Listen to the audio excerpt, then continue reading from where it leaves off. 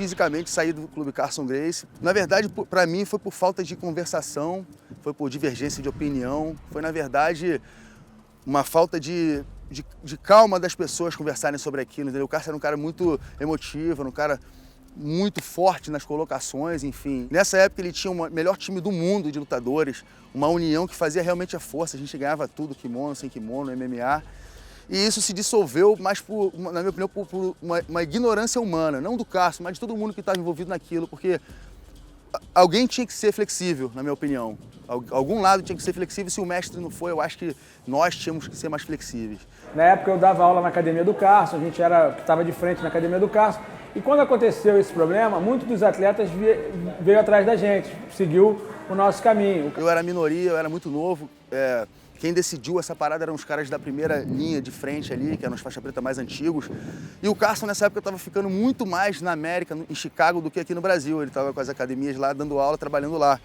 Então aqui a gente ficava com o Libório, o Murilo, o Zé Mário, né, os caras da época que eram à frente quando o Carlson não estava. E a gente não queria jogar fora aquele conhecimento que a gente tinha, aquele treinamento junto, e a gente acabou montando uma outra equipe. O Ricardo foi um dos que veio com a gente. Eu fui porque eu segui um grupo, né? Porque o Carlson não estava aí e eu treinava muito com os caras e eu precisava seguir um grupo, foi o mesmo caso do Paulão. Também segui um grupo. E a gente sempre encontrava o Carlson, ele sempre falava, pô, vocês seguiram os caras, não sei o quê. Mas na verdade eram os caras que treinavam com a gente o tempo todo, eram eles que estavam com a gente o tempo todo e o Carlson estava ausente. Por um tempo a gente não tinha nome, e depois de uns 4, 5 meses treinando junto, a gente... Na verdade, quem deu até o nome foi o Carlão Barreto, que numa pergunta, numa luta no Japão, o cara perguntou qual era o nome da nova equipe, ele falou Brazilian Top Team e ficou. Né? Aí, como o Brazilian Top Team é muito grande, a galera encurtou para BTT e ficou BTT aí para sempre. Foi fundada a BTT com alguns propósitos e tal, mas também falhou em algumas coisas, na minha opinião, e daí perdeu os atletas. Enfim, hoje, mais experiente, que eu vejo que tudo isso poderia ter sido evitado se as pessoas tivessem um pouco mais de calma, um pouco mais de conversação, um pouco mais de visão, porque o que tinha a perder no futuro era muito mais do que estavam perdendo só naquele momento ali. Depois a BTT também começou a sofrer uma divisão, né? Que também foi observado em outras academias também, outras grandes academias acabaram se dividindo, enfim, os interesses mudam com o tempo, né? A amizade também muda, varia, enfim, essas coisas mudam mesmo. E eu não tenho mágoa de ninguém, não trago nada. Na verdade, devo muito do que eu aprendi em treinamento e vitórias a muita gente que estava ali e me ensinou muita coisa. Mas uma coisa é certa, unido a gente era mais forte.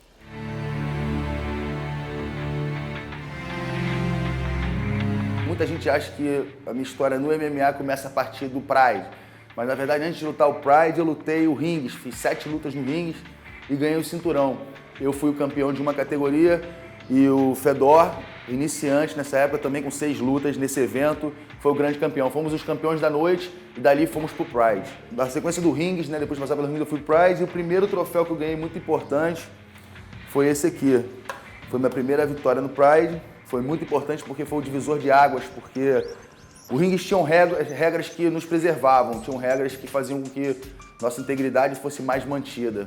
Era um padrão diferente de MMA, bom para iniciante. Foi a de estreia contra o Guy Messinger, que era um cara muito forte, muito grande. No começo não havia categorias de peso, então ele era um cara bem maior do que eu. Foi bem difícil essa luta porque haviam 2 meses que tinham explodido as Torres Gêmeas, né, em Nova York, o World Trade Center, então ele entrou chorando, muito emocionado, representando a nação dele. O cara lutou mesmo até o final, com muito sangue no olho, muita vontade de vencer e representar a nação dele. No meio disso tudo tinha o ADCC, o maior campeonato do mundo de grappling, submission, onde eu tive a oportunidade de estrear, fiz 4 lutas e na final ganhei esse aqui, ó.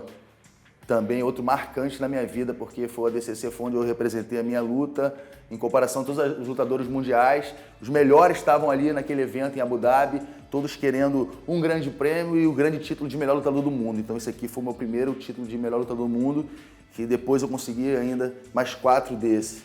Na sequência eu queria mostrar esse aqui também do ADCC, que foi muito importante, porque esse aqui eu ganhei do Mark Kerr, numa super luta. O Marquez vinha ganhando todos os brasileiros também, um cara considerado um monstro, muito forte, realmente era muito forte, ele tinha 120 quilos de músculo, um cara muito forte. Eu consegui dar 2 quedas nele, segurar ele no chão depois de 20 minutos, um cara que não tinha sido derrubado por ninguém ainda.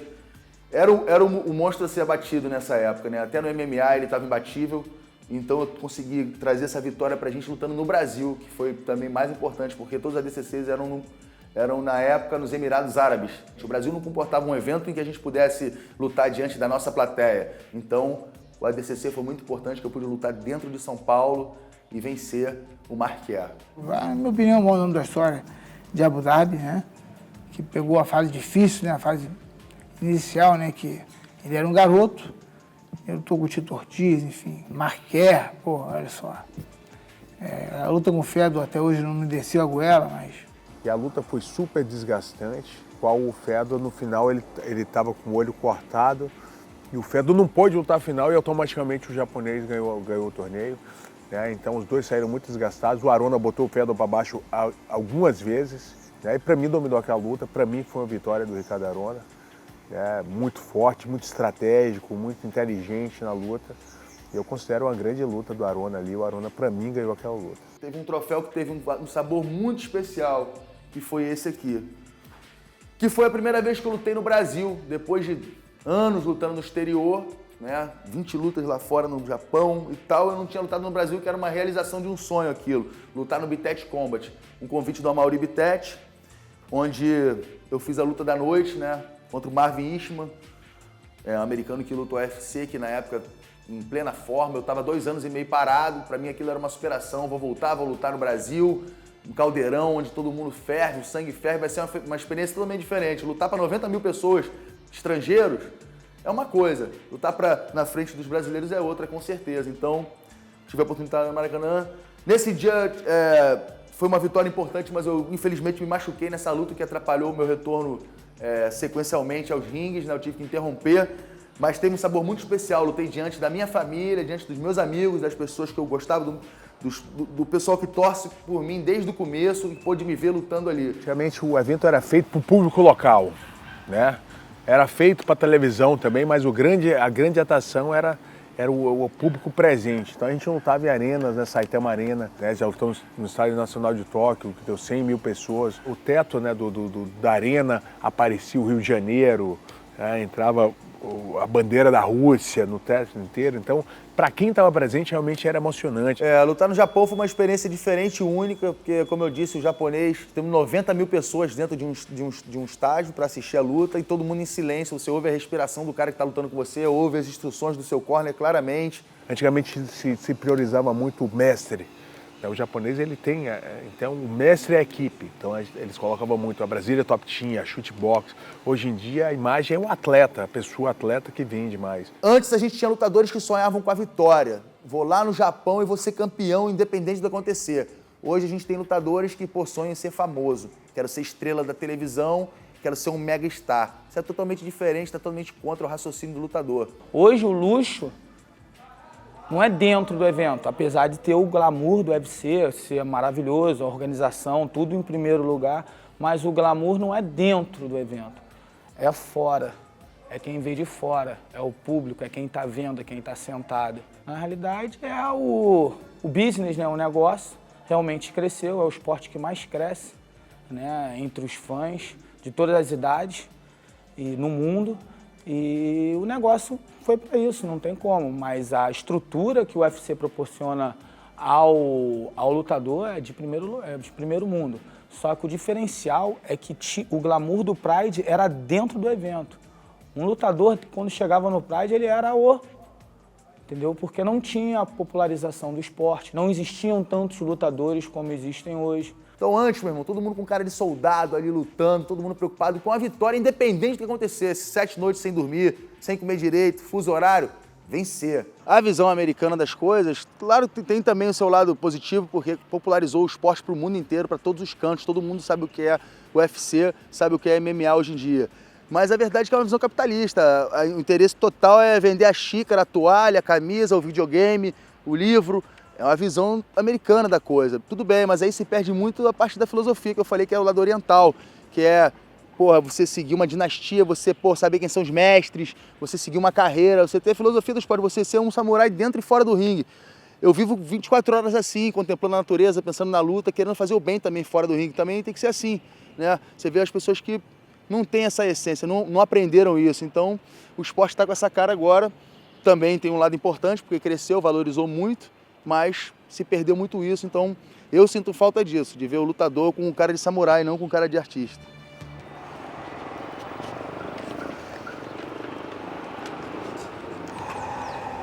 Ricardo tem muita falta no cenário nacional e internacional. É um estilo diferente, né? Ele é a mescla da modernidade, mas juntando a brutalidade e o jiu-jitsu, né? Aquela postura mais durona, tem aquele jogo. Ele é bem fixado na arte dele, né? Fora os golpes que ele tem, naturalmente, né? Que é um bom low kick de arrancar uma árvore do local. Quando eu fui para BTT, ele já era o Arona, já tinha um glamour do MMA, então eu tinha como um fã realmente daquela época, fã daquele time, né? Eu olhava na revista, caralho, ainda vou estar um dia nesse time aqui, entendeu? Isso na época de Carson Gracie. A gente conseguiu formar na época a melhor equipe de MMA, né, do mundo. Estava naquela academia na época, eram diversos títulos, né? Um ganhava aqui, outro estava ganhando na Ásia, outro ganhava um torneio nos Estados Unidos. A gente espalhou aí pelo Brasil e Estados Unidos. Na mesma época veio a Shootbox, outra grande equipe também, e aí a gente fez uma rivalidade histórica aí de quase 8 anos. Essa rivalidade aconteceu naturalmente, na verdade foi um desentendimento entre as equipes, todos brasileiros, sangue quente, todo mundo pronto para lutar, não houve entendimento. Então o desenvolvimento, que era uma coisa pequenininha, tornou-se uma coisa enorme, a partir de um restaurante, eu e Vanderlei, o desentendimento que teve, mas eu acho que isso não foi programado, mas foi perfeito para o cenário esportivo, fez as pessoas prestarem atenção, que confusão é essa que estava tendo no Japão, de brasileiros, o que está acontecendo, os brasileiros estão aterrorizando no Japão. Eu acho que ter a rivalidade é importante, até é importante na medida do limite, né? Tem que estar num limite da rivalidade. Na época do shootbox, começando na época de shootbox e BTT, realmente era uma rivalidade pesada. Então as pessoas começaram a olhar para a luta para querer acompanhar essa rivalidade, shootbox versus Brazilian Top Team, que na época deu gás no Pride. O Pride era em cima dessa rivalidade. A shootbox chegou antes da gente no Pride. Até então foi pacífica, né? A gente se falava. Uma ida nossa para lá, né? O Asuélio Silva, que era um nordestino, foi lutar contra um atleta japonês. Né? E esse atleta japonês, realmente, ele fez uma luta com o Rickson Gracie, antigo, era um cara que tinha um nome grande no Japão, né? Mas é um cara que já estava um pouco desacreditado. A nossa empresária, a empresária dele, falou, pô, vamos fazer um marketing que ele está treinando com vocês, porque senão ninguém vai ver essa luta realmente não vai vender. E o japonês foi dar um treino com a gente, só que fizeram fotos nos jornais desse treino.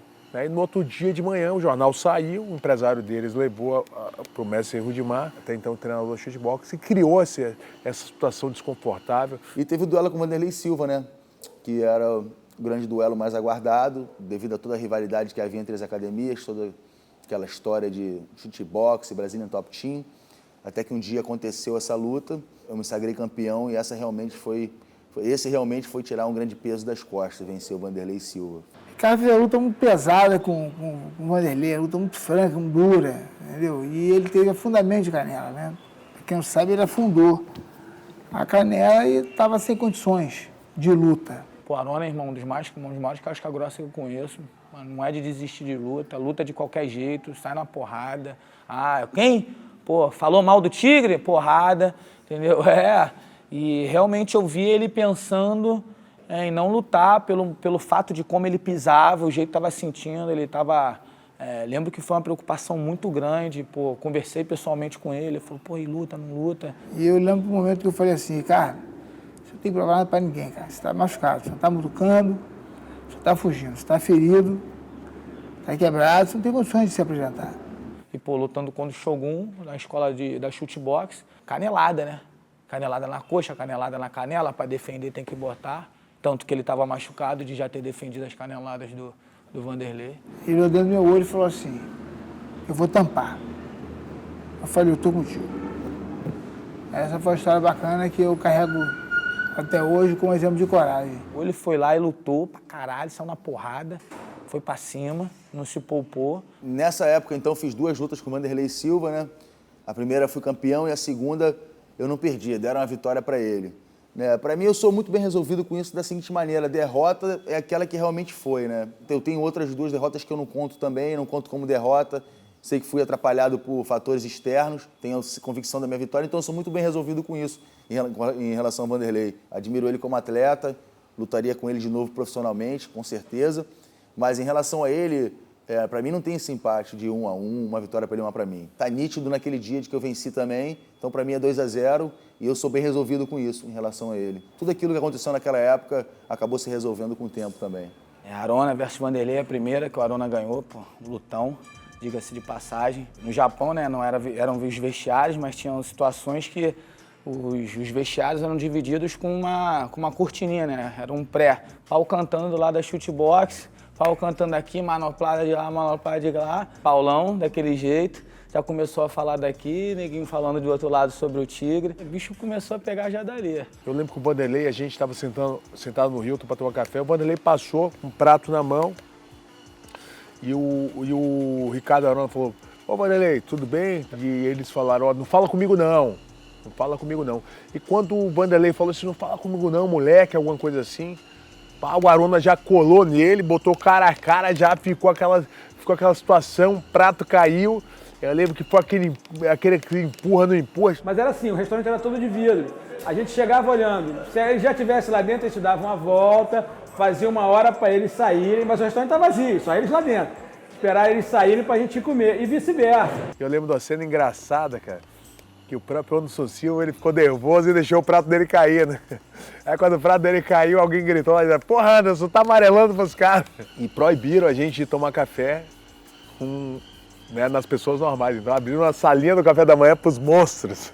Abri a porta do elevador, os caras estavam lá dentro, é como se o elevador tivesse cheio. Ou então não tivesse elevador, não mexia o músculo. E era igual pro lado deles. Mas dentro da academia, isso é muito saudável. A gente que tá treinando dentro da academia sempre tinha aquela vontade de lutar. Porra, caralho, meu time vai fazer um duelo chutebox de BTT. Pô, você fazer parte desse duelo, naquela época, era importante, era gostoso. A maneira de se treinar era gostosa. Então aumentou o preparo físico. Eu acho que a tecnologia no mundo, ela cresce na guerra, né? Então na guerra a gente tinha que aumentar como o treinamento, o que ia melhorar, o que não tinha que melhorar, alimentação, suplementação. Então a gente fazia tudo na intenção deles e eles faziam tudo na intenção da gente. Era estressante, mas foi legal pro esporte. Antigamente, na época do Pride, existia um pouco além do dentro da academia, no octagon, até o pós-luta. Ninguém se falava, ou então às vezes a porrada comia no pós-luta. Isso fez promover o evento mundialmente, promoveu toda a história do Pride. Então, embora tenha sido uma casualidade, um desentendimento, foi muito importante para o desenvolvimento da luta mundialmente. E para nós, a rivalidade, para mim, é muito positiva a rivalidade. A rivalidade faz você treinar mais, querer mais e perder a nenhum custo. Então, foi muito importante para todo o cenário esportivo, inclusive para mim, essa rivalidade com o shootbox, inclusive Vanderlei.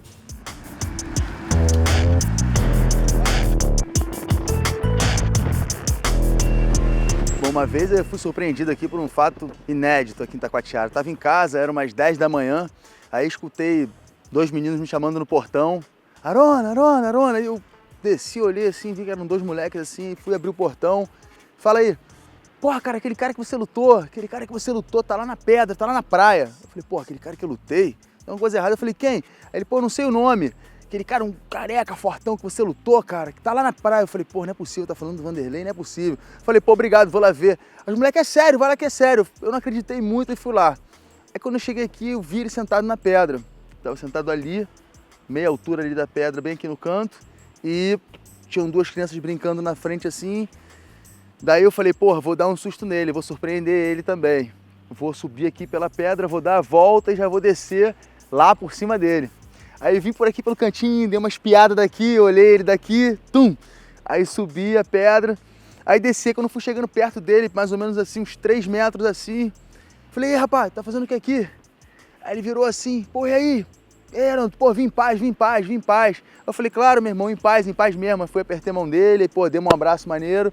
E, pô, e aí ele falou, porra, cara, vim parar aqui, porra, um amigo me trouxe aqui pra conhecer, eu fiquei apaixonado, ele brincou comigo, falou, agora eu entendo por que você não sai daqui, por que é difícil você sair daqui pra fazer as coisas que realmente é um paraíso. E eu vou passar 4 dias aqui, acabei de chegar de uma luta e quero usar isso aqui como refúgio. Falei, pô, meu irmão, fica à vontade, é um prazer, minha casa é ali, mostrei minha casa pra ele onde era, precisasse de alguma coisa. Hoje em dia já passou, tem bastante tempo. Era uma coisa impensável disso acontecer há uns anos atrás, assim. Pô, era parada de porrada, vamos fazer um Pride aqui no... Vai ter uma luta aqui na areia de Taquatiara, né? Mas hoje em dia não, o pessoal tá mais velho, outra cabeça. E não tinha raiva, tinha uma rivalidade muito grande.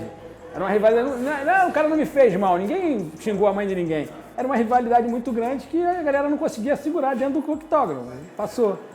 E é isso, né? O mundo dá 1 milhão de voltas mesmo. Quem diria que eu ia encontrar o Vanderlei aqui, na minha praia, no meu canto aqui, ainda mais como amigo, né? Tipo, nem encontrar e nem como amigo, porque pra mim essa opção não era possível mais nessa vida.